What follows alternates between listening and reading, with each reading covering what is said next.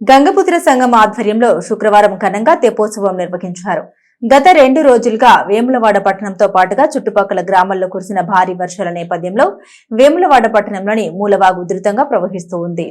ఈ సందర్భంగా పట్టణ గంగపుత్ర సంఘం ఆధ్వర్యంలో శుక్రవారం గంగపుత్రులు పట్టణంలో డప్పు చప్పుల మధ్య ర్యాలీ నిర్వహించి గంగా భవాని నామస్మరణతో మూలవాగులో తెప్పోత్సవం నిర్వహించారు. ఈ సందర్భంగా గంగపుత్రులు మాట్లాడారు. గంగమ్మ తల్లి దయ వల్ల పాడి పంట సమృద్ధిగా పండి చేపలు వృద్ధి చెంది గంగపుత్రులు ఆర్థికంగా ఎదిగే విధంగా గంగమ్మ తల్లి దీవెన ప్రతి ఒక్కరిపై ఉండాలని అన్నారు. ఈ కార్యక్రమంలో గంగపుత్ర సొసైటీ అధ్యక్షులు పంపరి శంకర్, సంఘ అధ్యక్షులు కూర పరశయ్య, ఉపాధ్యక్షులు కూర ఎల్లయ్య, గౌరవ అధ్యక్షులు పంపరి దేవయ్య, కూర జంపయ్య, సంఘ సభ్యులు పంపరి అశోక్, కూర దేవేందర్, దివిటి గణేష్, పంపరి గోపాల్, మహిళా సంఘ సభ్యులు, కుల సభ్యులు పాల్గొన్నారు.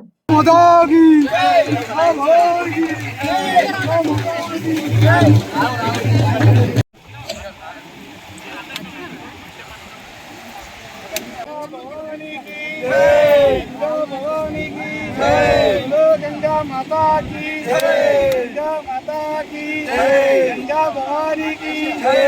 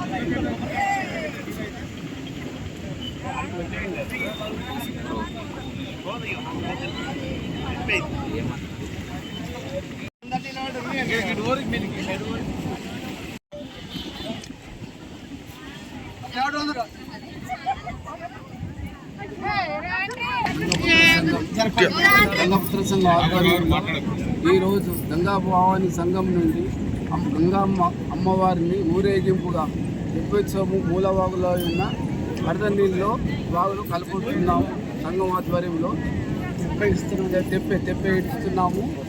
అందరూ సుఖశాంతులతో మంచిగా ఉండాలని, నదులు, గుంటలు, చెరువులు బాగా నిండాలని, అందరు బాగుండాలనే ఉద్దేశంతోనే అమ్మవారి సంవత్సరం తెప్పోత్సవం జరుపుకోవడంలో అమ్మవారిని పసుపు కుంకుమలతో గంగాభవాని వాగులో మూలవాగులో ఉన్న వాగులో తెప్పోత్సవం జరుపుకున్నాము.